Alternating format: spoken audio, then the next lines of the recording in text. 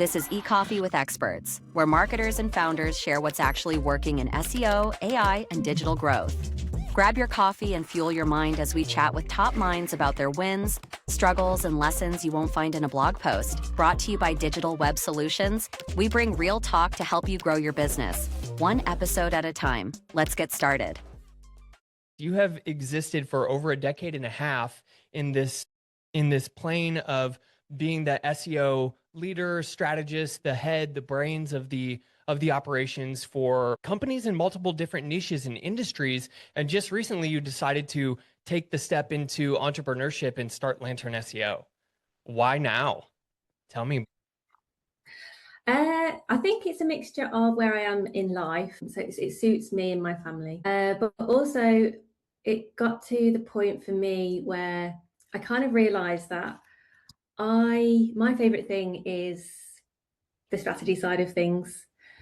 I love all elements of SEO. I love digging deep into an audit, like a technical audit, like I say, like doing an international migration and things like that. I love plans. I love everything to do with on page. I love working with digital PR agencies.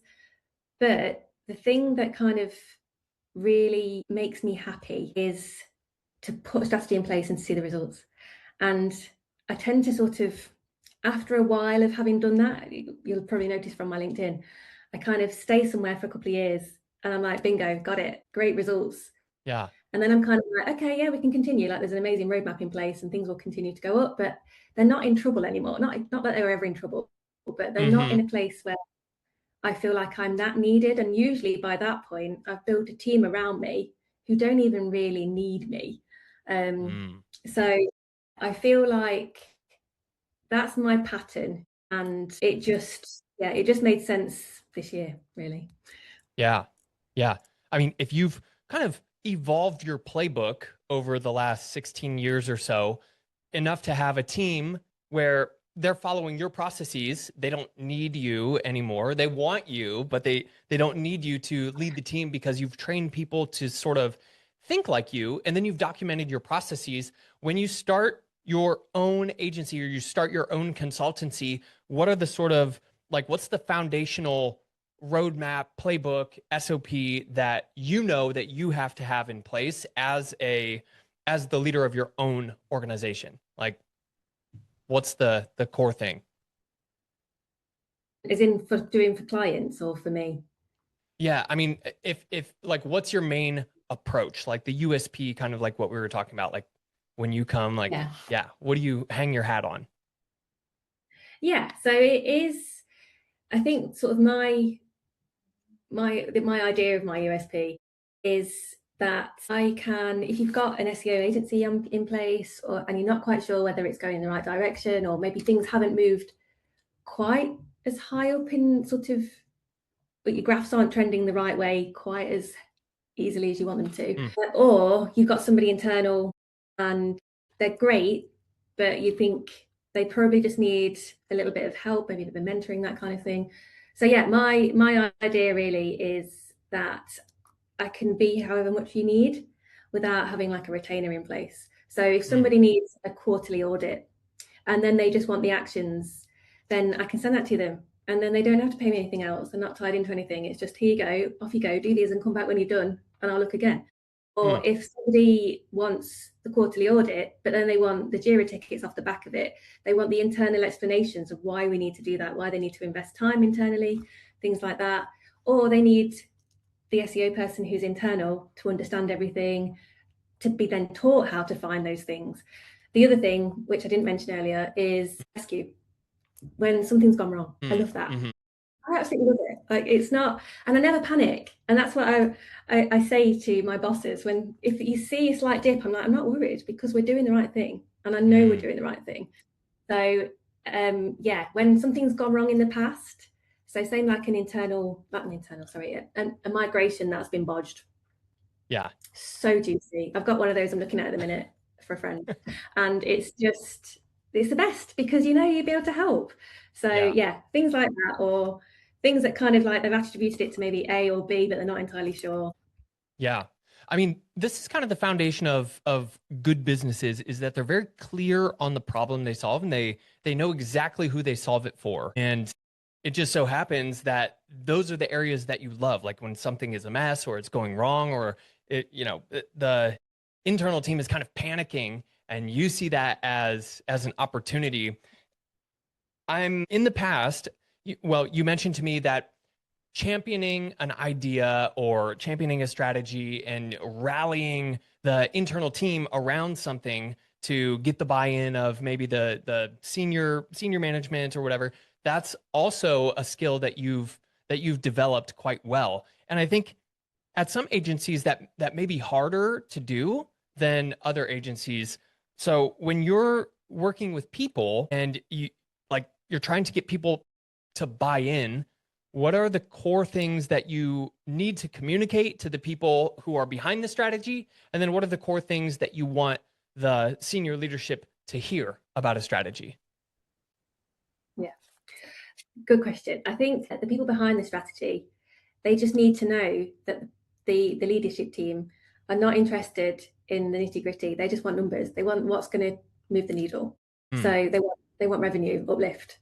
And they want to know that what they're doing is going to cause that. So they want forecast projections, but they also want just kind of backing up what you know.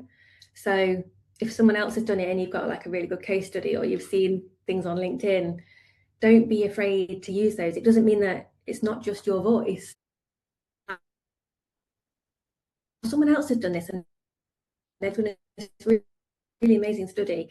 They might think, well, you've not found this out, someone else has found it. So communication and collaboration is 100%, I think, the most important thing. And like I was saying before, it's just what AI cannot do. They also internally, they need to do some sort of knowledge share, whether it's a weekly report, a monthly report, whether it's internal meetings, it's just little bits of training. I used to work in a company that did like an SEO clinic. Just get people interested, whether they ask for it or not, send it to them, because it's so integrated with AI at the minute. I think people are interested usually. So yeah, the knowledge share, but also just being part of other people's teams. So SEO, I always think that, and this goes right the way back to sort of my first job in e-commerce, where SEO was kind of left out of marketing a bit. And I was like, hang on, SEO is marketing. But SEO is also product, and SEO is also UX, and SEO is also content. Like, we're all of it. We actually are. And now whether we're AI, we're also PPC, and do you know what I mean? We're everything, in my opinion. So I'm making SEO sound really important, and it is. And I think we help all the other channels so much, and they can help. Obviously, we need their help as well. So we need to make sure that we're part of what they're doing. We're part of their strategies. We understand where they're coming from. We understand why they're doing what they're doing. And actually, if it means our priority gets pushed back, we need to be supportive of that rather than grumpy.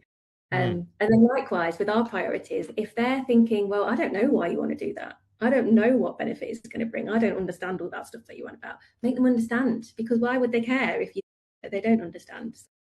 Yeah, that's a lot on the internal side. And then the leadership side, I think I guess there's a couple of things. One is, it's never a bad thing to ask for a second opinion. And I think anybody internal working for a company will always be a bit upset potentially at having a second opinion. And that's completely natural, because as we were saying, imposter syndrome is right. Understandably. But at the same time, they shouldn't be worried, because it's all to help the same cause. And it's never, like, I would never go about trying to sort of say, oh, they've missed this. This is something really easy to spot. Like I was saying to you, I'm married to somebody who does SEO. If he went and did an audit of the sites that I've worked on, he would find something different probably. And it would be really irritating, of course, but they're great at the same time. Stick it on the roadmap. We're going to get it done now. So I think leaders need to just sort of prioritize that second opinion where it's needed sometimes. Like I was saying, if there's something that's gone wrong, maybe in a migration, and no one can find out what it is, or it could have been a migration, or it could have been an algorithm update because it was around the same time, get someone to put the nail on the head, like, let's work it out for sure. And then let's fix it and get the traffic back. I saw you become more passionate when you started talking about this cross collaboration. Obviously, SEOs, we hold a lot of data about the people that we're trying to serve. We understand what they're searching for, or at least we try to understand what they're searching for, which then maps down to intent, broader context of the ICP, like what are they going through in their life, and how can we insert our product or service at different points along the customer journey, because customer journey is all over the place these days. But when you started talking about collaboration, cross collaboration between teams, is there like a particular team or division that, team, division, domain, is there a particular one that you feel like SEOs should be closer connected with, but they tend to like just not think about them? Maybe that's the IT side, or like the legal side, or something like that, that doesn't seem like it's SEO related, but there's actually a lot of juice in the relationship. Yeah, that's a really good shout, actually. So I can't put my finger on one, I don't think. But I think the main one people think is developers, right? Go get the developers, product team, but also UX, and also your designers. Speak to the designers, because they're the ones who are planning out that page. They're the ones who are going to say, let's cut that wording short. But the whole of marketing, there's ways for SEO to get involved in everything from affiliates to social search. So everything, really, we should be involved in that. But interesting that you say legal. When I worked for a health and wellness company, there was no sort of review of content going on at the time that I was aware of.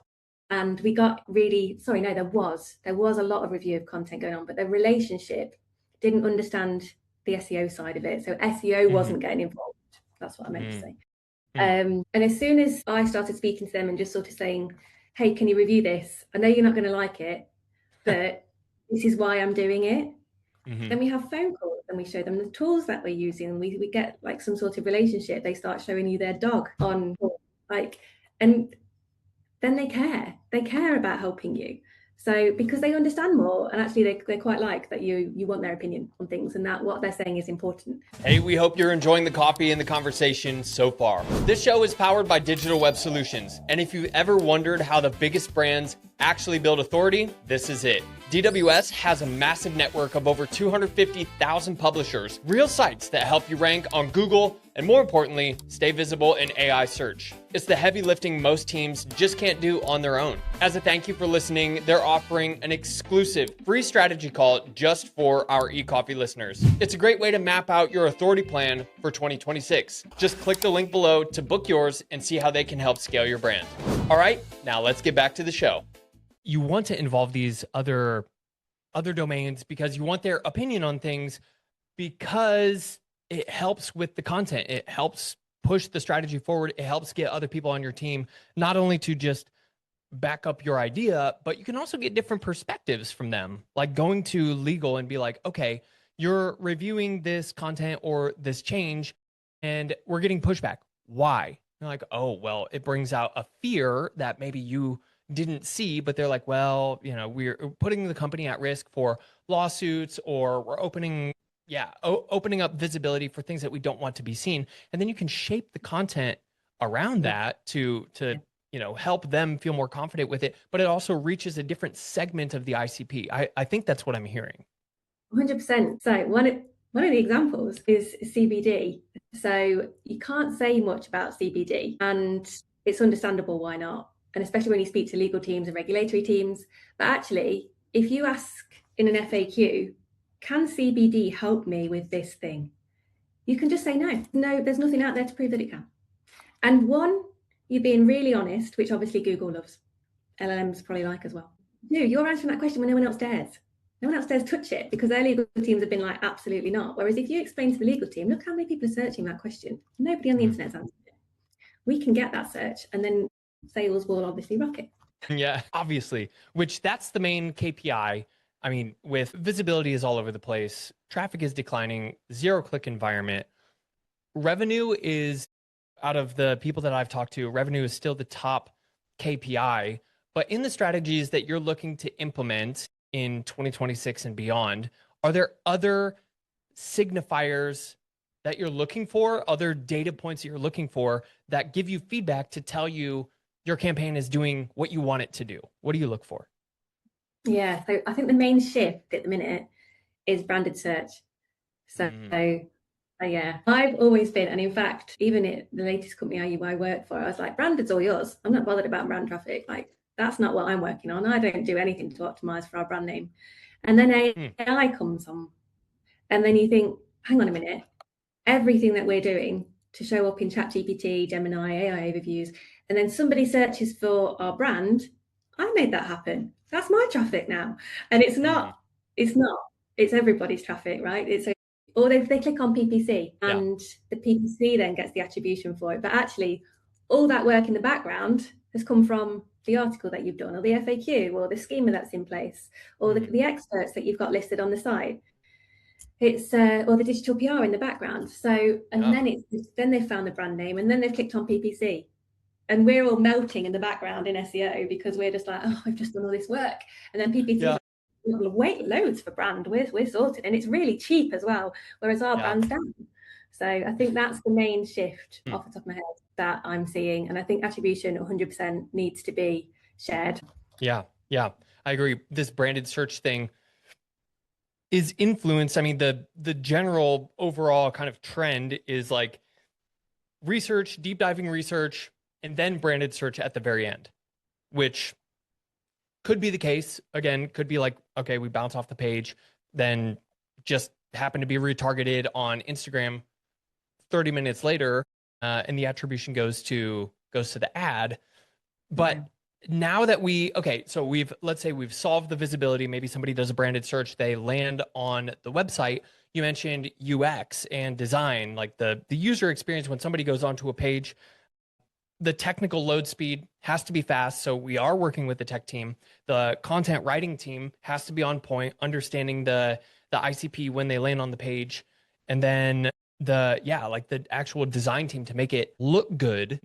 Is there anything I'm missing, like in terms of like when we solve the visibility piece, somebody lands on the page, like what's the best strategy to get somebody to take the next action once they're on the page from an SEO perspective? Yeah, what is it? That's a good one.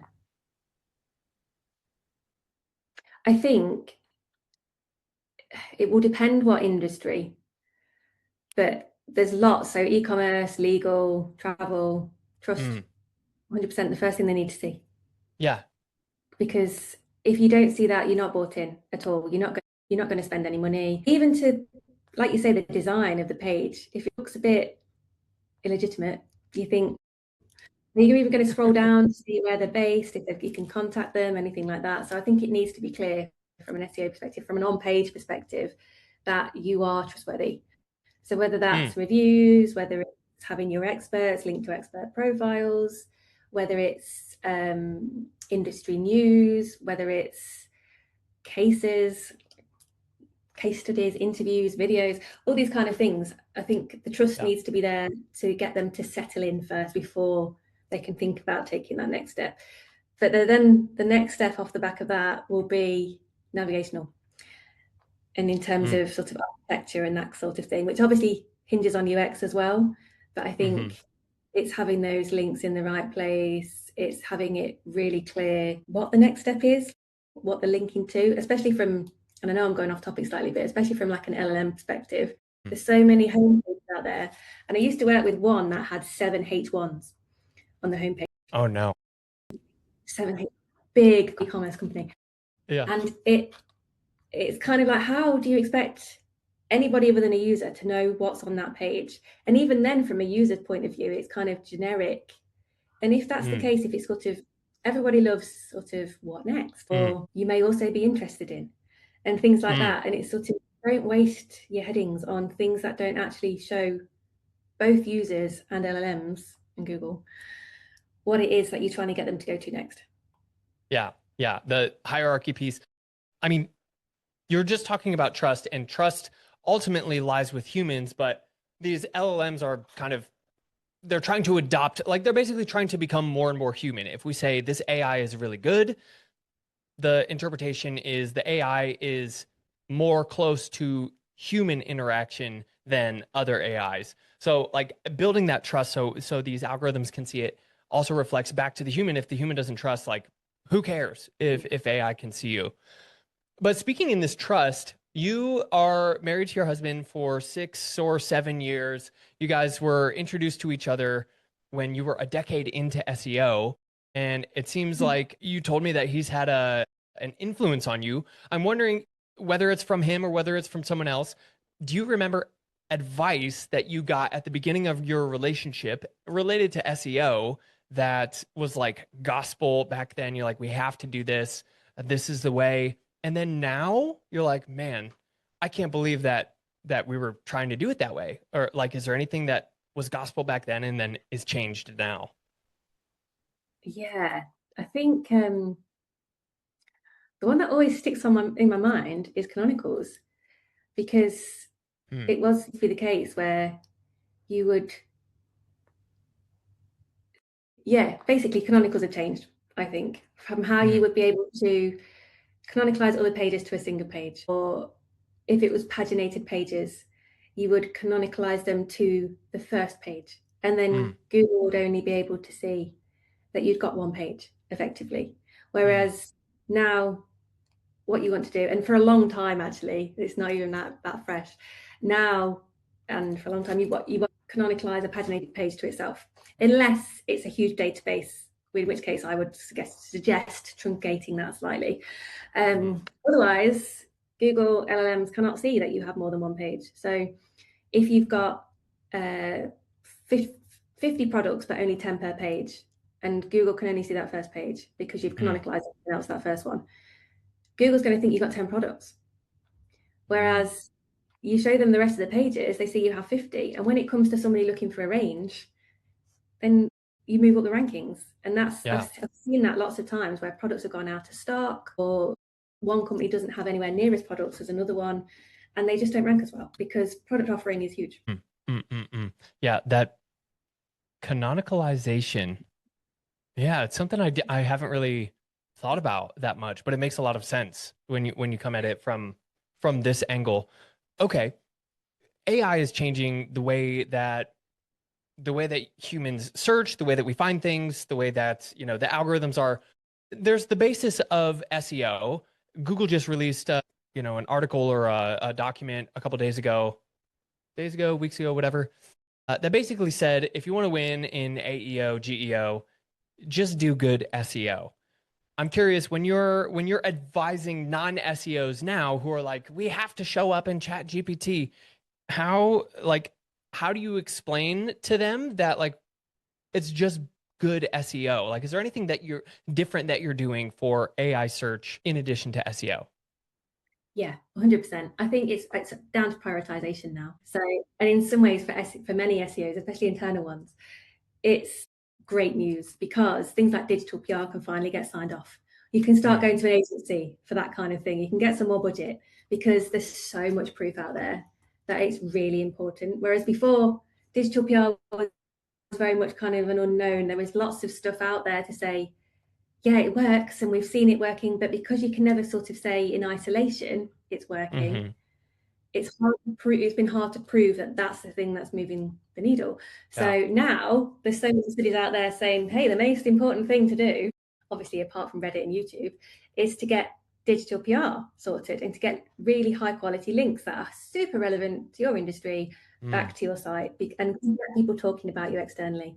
So I think that's 100% one thing. And for me, it's just nice to feel that validation that, it's really important. And I've been saying it's really important. And I want to double click on the digital PR thing. And it's kind of similar to link building, where there was a dip in the industry where it was kind of like, we don't really associate with those kind of people. And then now it seems like the highly contextual, like super relevant to the niche actually is like, it's more impactful than a high DR site that may be just more of a general site. Like the context really matters. And to have other people who are talking about your brand in a good way through digital PR, like that is showing, like we're seeing on our side too. If you can run a digital PR campaign and get the right people to cite you or even mention you, like those are more likely to show up in searches. How do you, I mean, do you work with partners, I would imagine, for digital PR and okay. So the ones who are doing it really well, like what do you see that they're doing differently? I think they're thinking differently. I think it's not your standard listicles and things like that. It's we have coming up with the great ideas that are going to hit the publications that have got eyes on them from your audience, if that makes sense. So we're the ones that your audience go to. But they're also finding ways to sort of close the loop, if that makes sense. So where we're talking about why we're experts about something on a website, they're then talking about it, which we then can talk about on LinkedIn or on our own podcast or in our social media posts. So it's kind of that back and forth between, it's just backing each other up, really. So it's that expert-led stuff, but it's the expert-led stuff that's so integral and important. And sometimes you'll find, and I'm sure you'll find this, that with link building and digital PR, they might come up with things that you don't even see about yourself. Then you need to make sure that that's on your website, because they can see these differentiators because they can see through the journalist's eyes, or they can see through the person reading that article's eyes, and they're like, no, like this is a really good USP. And you're like, oh, we've not even really, like, we don't really talk about that, and we should talk about that. It should be somewhere. So yeah, sorry, I've waffled on that one. No. This is okay. Looking through those, I mean, yes, we have Ahrefs data, but those are like direct communication, direct interaction. Like, where else do you find conversations and be a part of the conversation about your brand or about the industry? You mentioned Reddit, you mentioned YouTube. Those seem to be kind of the key places where brands are going or agencies are going to do the research about how people are perceiving and talking about the brand. What's your take on getting in those conversations other than we have to be a part of them? Yeah, I think so. This is one of the things I love LLMs for. I just ask them what people are talking about, what they're asking LLMs about us. Like, give me the top 50 things that people are asking me about our company, because, and it's just amazing to have that data straight away. So yeah, I think that's so helpful, and it seems like an obvious one, but no, this is really good. And then obviously it's difficult, isn't it, with sort of citation and prompt data. There's not anything that's sort of super concrete right now. Being webmaster tools have got something, and if you go into Search Console, you can get those super long tailed ones, which are obviously like your AI overviews and things like that. But other than that, I think, like, yeah, YouTube, Reddit's so good. Reddit, because it's just so raw, isn't it? And it's so it's really good that's I really like that's become so popular. Just user testing, surveys, that kind of thing. You mentioned sales, and sales, if you've got a sales team, I think they're absolute gold. Working with sales team, because they just have so much more knowledge than anybody else. And again, the kind of things that they say over the phone are definitely the kind of things you want to make sure you've backed up on the website. These are good. I mean, these are good tips, like SEO tips. And I saw on your LinkedIn, you posted Summer of SEO, and you being featured as one of the experts who is going to be providing your insights, your tips. Can you tell me a little bit more about that initiative? The Summer of SEO. So that's amazing freelancer Freddie. He's got so many plates spinning, but the Summer of SEO I think it's fantastic, because it just provides so many just sort of free tips from so many different minds in the world of e-commerce. And you can literally, so reading it last year, there's so many different emails that come out based on different topics. So you've got like content one day, you've got digital PR another day, you've got technical another day, strategy, all these other kind of things. Yeah, it's quite hard to find a tip to contribute, because And not only that, but there's probably people in there saying something like the complete adverse thing, because good old SEO, that's just the way it works, isn't it? But yeah, it's brilliant because it just helps people in bite-sized chunks. Yeah. And we were talking before this about this imposter syndrome and how that feeling gets stronger the more you know. It's like the more I know, or the more I learn, the less I know type of deal. So like building your personal brand, I think is hard for people who are actually really good at what they do, because of the Dunning-Kruger effect. Like the people who don't know as much tend to think that they know way more, and then, are more eager to share what they think that they know. So it's hard to build that personal brand. But one of the best ways that I found is just to be in conversation like a podcast. And I know that we share this sentiment. You have hosted your own podcast for quite some time, I think over 100 episodes. What was the reason that you originally started that? And yeah, let's start there. What was the reason you originally started the SEO SAS? So I was podcast? working with a friend, and she basically just badgered me until I agreed. It was all her idea, if I'm honest. And the idea behind it was just to make SEO more accessible, because we were finding that so many people just didn't understand, didn't have a clue about it. It was just like this black art, and it was kind of like, oh, just all that Google stuff. And you know what? There's so many, I still think it's the same now. People, especially people who are younger than me, I find it shocking that they don't know that that's how Google works. So yeah, but maybe that's just because I've been doing SEO for a long time. I don't know. But yeah, we set it up. It was the idea of just making topics really, really accessible. So we literally just went through, so like one time we'd do canonicals, or the next time we'd do digital PR, or we'd do anything from like even just like basic things like H1s and setting out a page structure. So yeah, it was just a way to sort of make it fun to learn about SEO. And we'd always start with sort of silly things at the start, and have like I remember doing like press ups as some sort of thing on the podcast. So whoever lost the quiz at the end or whatever it was, and it was, yeah, but it was a lot of fun. I think it was really good for us because there was so much networking involved. We started interviewing people, which is always nice because it's nice to then know these people, and learning as well. That Canonicals thing I said earlier on, it was Patrick Stocks from Ahrefs who actually said that on a podcast with us, and I was like, I'm not doing it that way. I was totally humbled, but it was great because back then that was okay, so we do it differently now. Yeah. So if you're teaching SEO, I don't know, what I hear is like we're introducing more competition to the marketplace. Like we're helping our competitors get better, but the business value or the content or whatever you produce from the podcast has to outweigh that. Was there any sort of like business development or like visibility strategy behind the podcast, or was it solely just like out of the kindness of your heart to help people? Yeah. Yeah, genuinely. And this is not the most clever thing to do, which is probably why it didn't carry on. It was just for fun. It was just for us, and it was good learning. It was making sure we honed our craft. But Sarah was the co-host. She's gone on to do 2 more podcasts, and she's still doing them now. And she has then monetized now. They've got sponsors, and she does events. So yeah, she did it the right way. She was, like I say, she was the one who wanted to do it in the first place. I actually set it up. When I was doing that, I had my own little side hustle, little business going on in the side, my little e-com business, which was good for me because again, it was learning more about doing that from the ground up.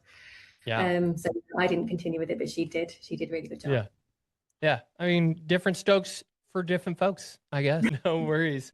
As we wrap up the conversation here, Hannah, being on different podcasts yourself and hosting, and what's one question that you wish more people would ask you about, or what's one topic that you wish more people would ask you about? I think how to keep your SEO happy, as in like the person doing your SEO. Oh, the person. Yeah, because I honestly think that really impacts the work that they do. Like we were talking about imposter syndrome before, how I think it's healthy to have a tiny bit, because we literally cannot know what works 100% because we just, we are. And even Google lies and doesn't know itself probably. But I think telling people that they're doing a good job, giving credit where credit's due, recognizing that something's gone well, all those things like we were talking about, the collaboration, being part of different teams. If we've put an idea forward that then the marketing teams run with, like, keep us in that loop, keep us engaged in that, because we obviously cared enough to suggest it in the first place. And I think that just means the difference sometimes between one, burnout, and two, because you burn out, obviously you're just constantly trying to prove yourself and get that recognition. Maybe this is just me.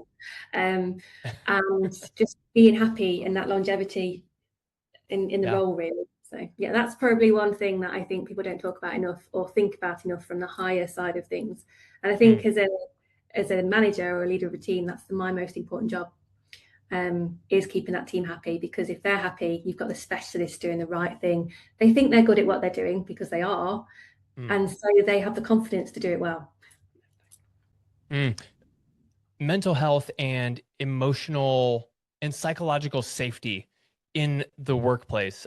That's what I'm hearing. And you're right. I mean, I'm reading this book right now. It's all about, it's written by a CIA behavior profiler, and just fascinating. Like, I have a little Post-it note in front of me with a quote from him that says, everyone is suffering and insecure about something in their life. And just to understand that, like, we're all motivated by the prospect of gain or the fear of loss in some way, shape, or form. And the person that I'm talking to across the table had a childhood which they interpreted differently from reality, and that's what shapes a majority of their decisions today. And if we can understand that's how our close relationships work with our teammates and the people we're responsible for, also take that and transfer it into our SEO work. Like, what are the things that are driving consumers further down the brainstem when it comes to, like, fear of missing out, or, you know, following authority, or trustworthiness, or, you know, emotional drivers. I'm so glad you brought that up. That could be a whole separate podcast. Yeah, love that idea. Love that idea. Well, Hannah, where can we find more about you and about your new consultancy? Where do you want people to reach out? So my site is not live yet because, I'm working on actual work rather than my own. It will be live very, very soon, and it will be lanternseo.com. So thank you for asking for that. But otherwise, just LinkedIn. Cool.